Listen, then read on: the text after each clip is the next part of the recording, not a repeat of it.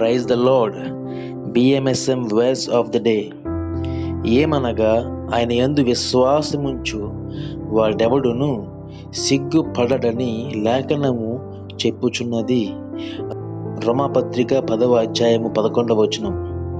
For the scripture says, whoever believes on him will not be put to shame. Romans chapter 10 verse 11. మన ప్రభువును అద్వితీయ దేవుడు యేసుక్రీస్తు వారి ఘనమైన నామములో మీ అందరికీ వందనాలు.